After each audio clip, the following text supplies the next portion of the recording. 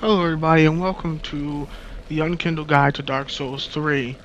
And today we're tackling Farron's Keep, aka Blood Blight, which is a combination of Bloodborne and Blight Town, because it's full of poison and there's a bunch of Bloodborne inspired enemies filled out this area. And you can tell they're Bloodborne inspired by the way they attack you relentlessly and unflinching. But I talked about yesterday a lot of the enemy's weaknesses and a lot of things that you need in this area. Like I said, you need the blue purple moss. If you have gone to the first bonfire, the Cathedral of the Deep, and got the Paladin Ashes, you do have access to unlimited purple moss. Or if you did not and you just farmed the little baby crabs, they do drop purple moss also. Also, another thing you want to have, if you're a pyromancer, you're cool. Fires are very effective in this area. If not, you want to buy a lot of uh, pine resin, fire pine resin, or if you have a flame weapon, you want to use that. I'm using my magic sword just because I have a lot of magic in my thing, and some enemies are weak against slash, some against thrust. But a lot of them have a general weakness against fire. So, regardless of what weapon you use, using a fire weapon will generally put you in a good, good point of give you a good advantage. There we go. Like I said, as I demonstrate here, poison doesn't hurt you that much. Poison isn't going to kill you alone, but being poisoned and taking damage does hold a lot of negative effects. So it'll be best to remove any poison status you have before going into a serious fight or fighting a difficult enemy. Because there is one enemy in this area. I think he's the only one to. No, yeah, he's the only one in this area. A Gruul or something like that. Basically, he is a unarmed, horned monster. And what he does is he'll run at you and try to grab you. He'll leap around and he'll take swipes at you. Completely unfazed by a lot of your attacks and running around with hyper armor. So I'll show you him when we get to him, but you should be very careful when you fight him and take advantage of distance. As I said before, many of my other episodes of this guide, invest in some strength or dex if you if you're not going for a quality build and weapons or melee weapons. Have it so you can take a lot of enemies out from range with a bow. Because there will be a particular part where I take down 3 elder dudes, giant dudes with tree sticks with trees as catalysts for their spells. And I shoot all 3 of them down without going down there. So I'm going around collecting these items. I'm actually coming up on one of the more important items of this area. Most of these items I picked up aren't that important. Some are Titanite shards, some are like shields and stuff. But the real item I'm coming up on is actually a coal. In the last episode, we got the Farron coal. Beyond this point, there is a sage coal that will allow you to make crystal weapons. And what else? I think it's crystal and blessed weapons. And simple weapons, I think. So if you are looking for a magic build, if you want to make a weapon that's infused with crystals, you can use this sage coal.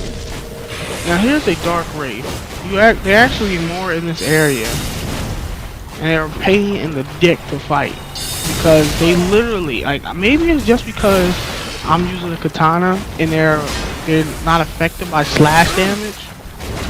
But I tell you, man, They are literally, they literally just poise through all your attacks. Like, I wouldn't even call it poise because it's just like,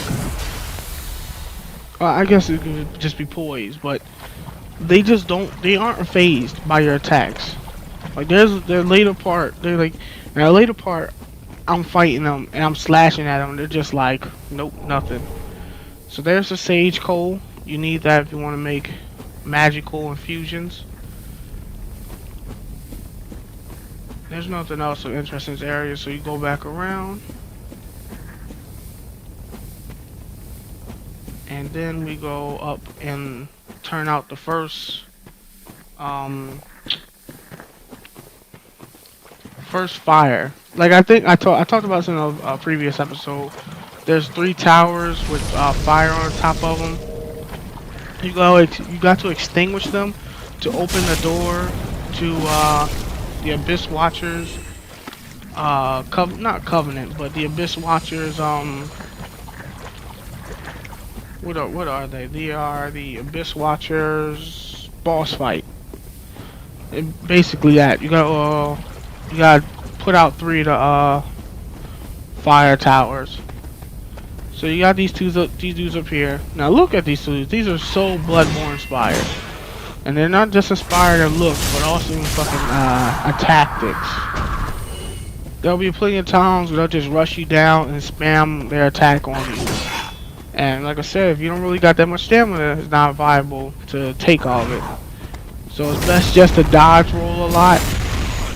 So if you're like me, you have timing issues, guess you start, no better time than the present to start practicing. So you start practicing roll dodging, and you'll be alright. So here's the first fire tower that we put out.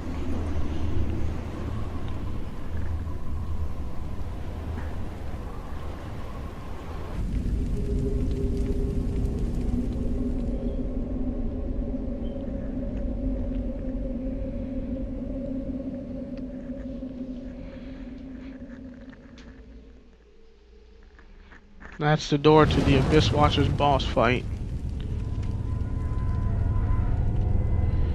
But it's not gonna be all easy peasy.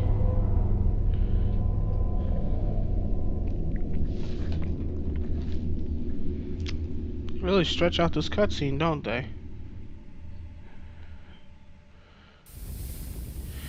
So behind this area is another, I think it's rotten pine resin, and then you have a enemy to your right side. He's sitting down, and like the horns out of his head look like wood, so you probably won't notice him, but just be careful when going over there. As you see, I'm fighting him now. Now you take him out, go collect the items in the area, and then you move on to the second tower. Now, the first and second tower are literally like in a circle from each other. Not a circle, but if you follow the pathway down and you just kind of loop around, on the other side of it is the second tower. The third tower is a little more tricky.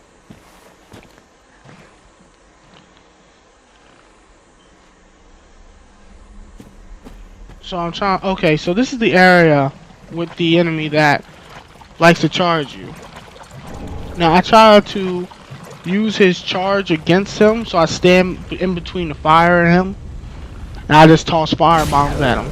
But you'll see that he'll do a leap attack. Now imagine trying to hit on him and he's just like not being affected by your attacks, jumping around, charging, grabbing you. Now I dodged his one attempt to try to grab me, and then from that, excuse me, that was weird. From that point on, he just gave up on life, and I just firebombed his ass. I wasn't passing that fire, because they grab attack does so much damage. Now, I don't go to the second tower immediately. I actually go around and pick up some items. Now, certain areas of this marsh are deeper than others, and are hard to walk through, and you fat roll through it. I don't do it immediately, but I do put on a dagger and I start quick stepping through it. So if you're going to be going through these areas, put a dagger on, the lightest one you can find or whatever, or a bandit thief, the bandit knife, and just quick step through it. Now, these dudes can hit you through the floor, so just be careful when you're fighting them. You're fighting them up on a higher ledge, because they can't hit you to the floor, as you can see that they are doing to me. There's like 4 or 5 of them down here that come to aggro to you. So just be careful and don't rush off.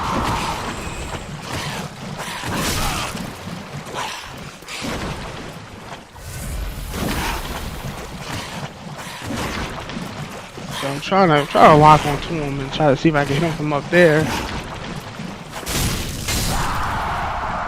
I managed to get him. And you see another one's out there, and I'll be like, nah, I ain't gonna bother with him.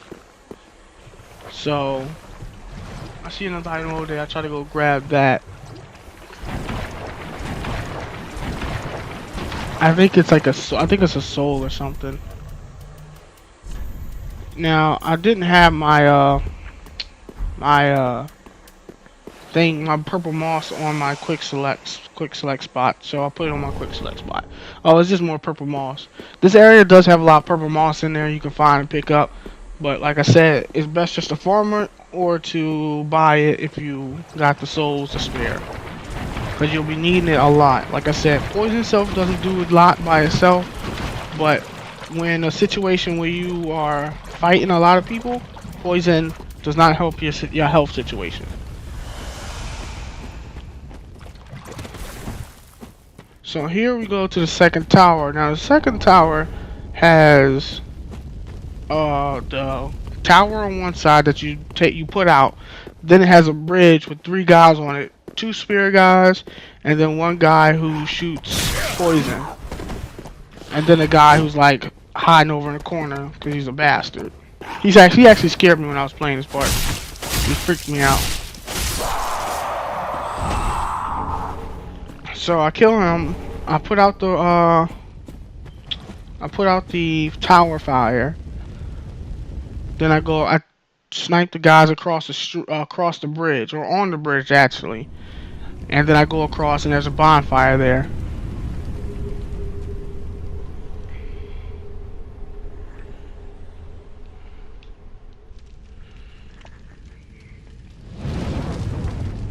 So that's the second one.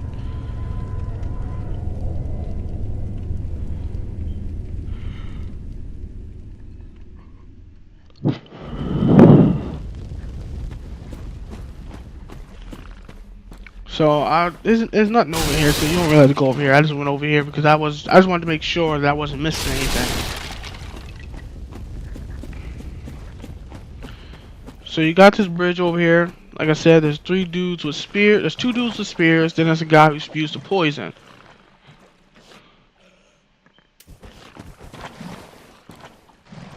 So I take out my faithful bow and I start plucking the dude with the poison and try to take him out before I go up there and start dealing with the 2 spear guys. I basically pull each and every one of them separately and take them on single-handedly because, like I said, you don't want to fight these guys when they're in groups, because it's just an onslaught of attacks left and right.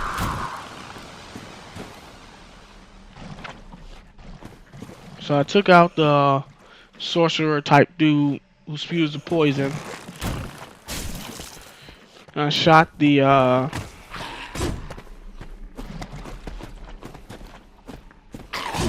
so I pulled this guy over. See, I just keep my shield up and I dodge around to his backside because this game, like, I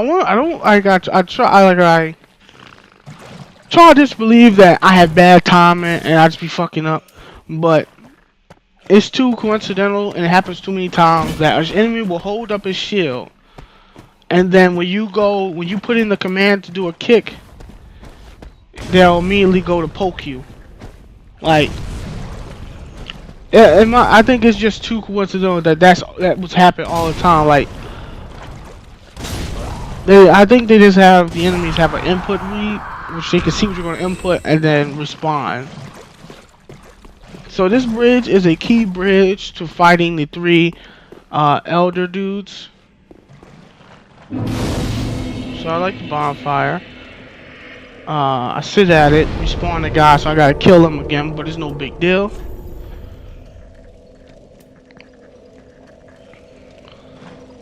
Also, I did buy a couple of new spells. Um, I think no, I don't actually have that one spell yet, but I did get the flash sword. Or maybe I didn't get that yet. Well, I basically take this guy out, same as before.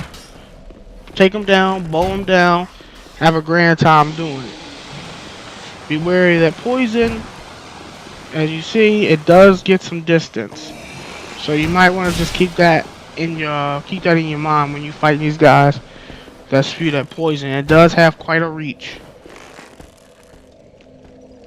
So I deal with these guys.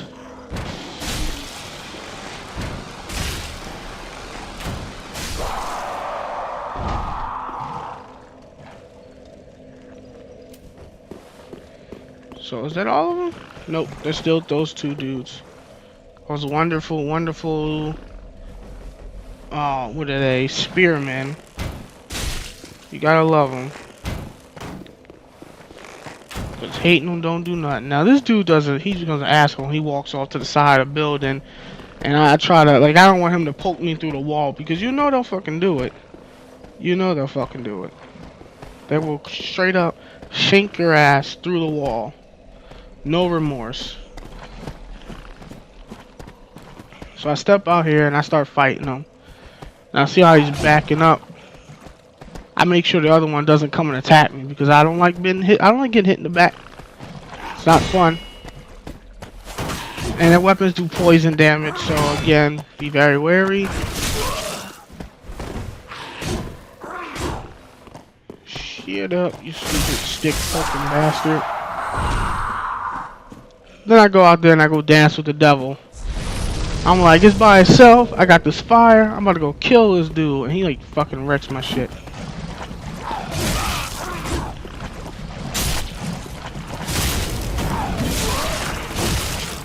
Yeah, you just fucking me up. But fire outpaces him and I beat him down. So there's the three elder guys are over there. Two of them, one of them drops the Ferris hat, and the other one drops the Ferris bow, the Black Ferris bow. Black Ferris bow, it's a good bow. Its weapon skill, the weapon arts, kind of suck. All it does is a triple shot, but not the kind of triple shot where you think, oh, it shoots 3 shots really fast. No, it shoots 3 shots in a vertical line, which is left to right, I think. And it shoots 3 arrows, left to right at the same time. It's kind of good, but then it's kind of shit because it's not. It just fucking sucks. It's not a good weapon art. I was kind of hoping for like the rapid fire weapon art because that shit is good. So these guys have ability where they can anything they do with their staff or their tree trunk causes them to summon these redhead skull phantoms. They look like the things that was in the catacombs of Dark Souls 1, except instead of exploding and knocking you down, they just run into you and do damage. But they have poor homing, so if you just run them into the ground or like outlast them, they'll just fade out and hit the ground. So now we're okay. So I think I put a dagger on, and I have the twin daggers. I put them on, and I skate through the poison land over to where I would think would be a reference to Ulasil or a reference to Darkroot Basin or is it Darkroot Forest? No, I think it's Darkroot Forest or Darkroot Wood. One of those places with the mushrooms, because there's an area over here that has the Sage Scroll, which it has a Sage Scroll. Is it? Yes, it's the Sage Scroll. Oh, now remember I told you about the giant who you befriend? Now we got this crabby asshole over here who's like, I'm going to come over and smash you with my hammer. I mean, smash you with my giant claw. And I'm like, fuck you, dude. Getting the hell out of here. And then, like a champ, the giant comes through with a save of a century. Popping him right in the fucking head. Dropping him like a bad habit. And now he can't do nothing. He's just getting fucked up by my homeboy giant from the tower. Cause he's basically, I think he's in the highest tower. He's in the highest building. And like, and from the cathedral to the forest, to this area. And there you have it. Now you got the lingering dragon crest ring. Makes your sorceries last longer. Crown of dust. I don't know what the effect of that is. All I know is it makes you super vulnerable to magic. So I don't know if it makes your magic stronger while making you weaker to it. But until I have some hard evidence, I choose not to wear it. Because that's a lot of weakness to magic. Like, it got you like negative 30 and magic resistance or some shit. And I'm like, good lord. It's like when you put the dragon shit on, you become super weak to lightning. It's like, I got all this buff, but damn. Lightning is the motherfucker. Oh, so what's okay? Yeah, so this is the area with the sage scroll in it, and as you can see, the dead mushrooms. Now I really don't. I don't like. Okay, I'm guessing. I'm guessing that this was or is where what's it called? What's it called? What's it called?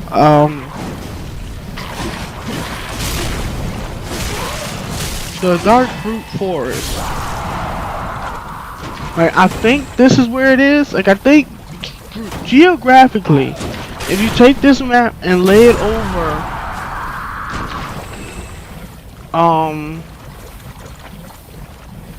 lay it over if you lay it over this map, this game's map, you will have a pretty similar geographical layout, but maybe I'm wrong. Maybe I don't know what the fuck I'm talking about. But the mushroom dudes are here, so it's just a little strange that they are in this area. And you also find Ulasil magic in this area. So, you know.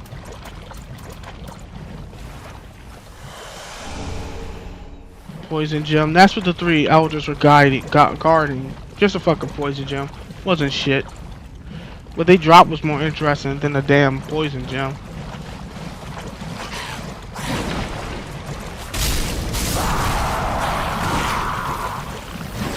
So I'll take those guys out. They nothing but scrubs.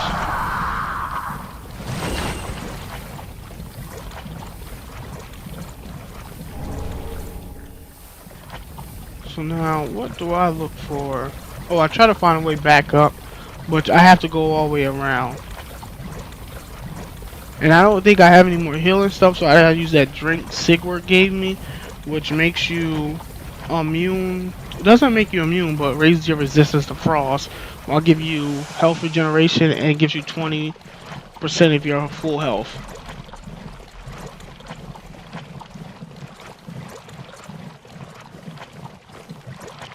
So I walk all the way around. Now I'm like, I know there's a dude up there in the corner, on the side. So I'm like, fuck, I need some health because he's gonna like fucking kill me. So I take Sigward's drink, I pound it back, and have a good time.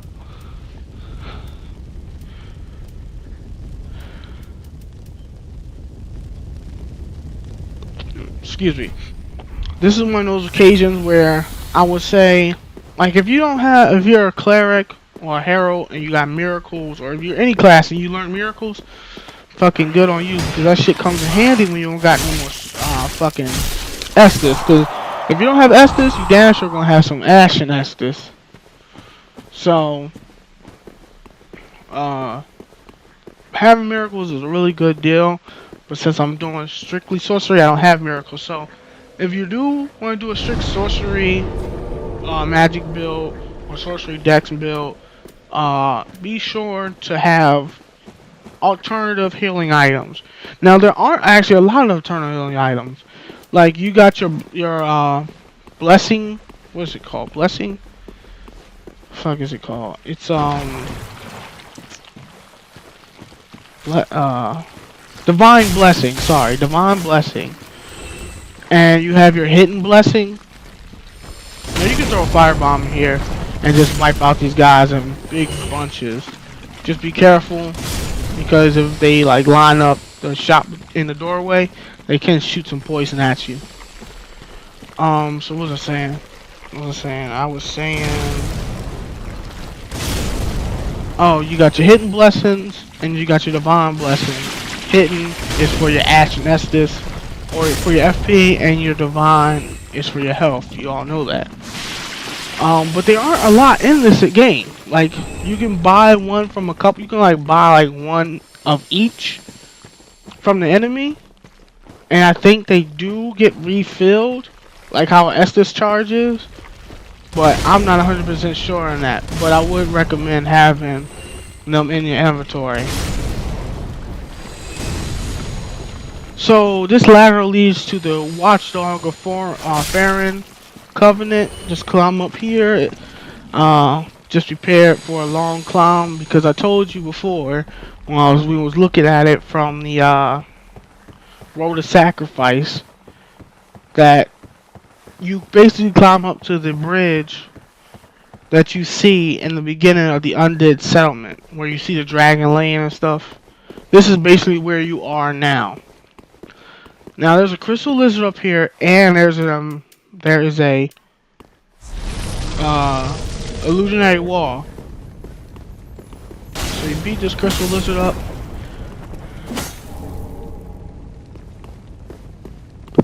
It gives you sweet twinkling titanite. Then you break this, and this gives you the Dream Chaser's ashes. Those ashes right there will give you access to buy titanite shards. Not large ones, just small ones. Here's the bonfire, and there's old Wolf Farron. Now he's actually alive. Like if you cut him, blood will come out. There you learn Legionnaires